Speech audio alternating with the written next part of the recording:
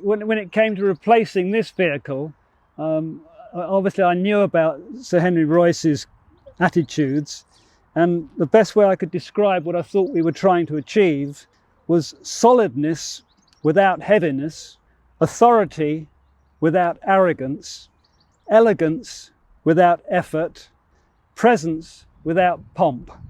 And I think in the end that's the best I could do. You know, that seemed to sum it up to me.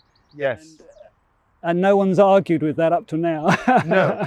Now that leads us nicely into what you were summing up was the design of the Silver Seraph, which came after this car. To show your thought process, you did a drawing going from a luxury motor yacht to the Silver Seraph and going down through the years. But the second last picture before the Silver Seraph is called a design idea.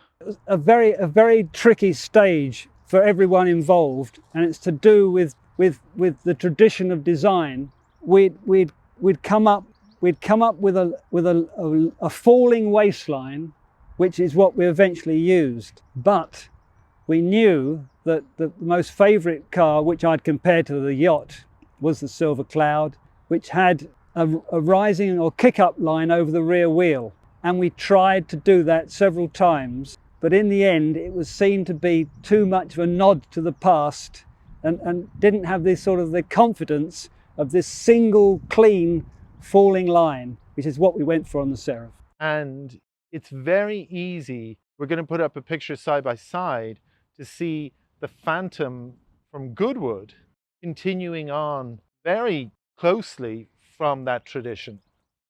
I would argue that the thought process that I went through for the side section, which is the critical one, as I was saying earlier, and obviously linked to the profile, which was completely logical for the Seraph. I mean, I can understand why other people would come to the same conclusion. And develop it further with the Goodwood Phantom. And with the other cars as obviously well. Different front and rear ends and so forth.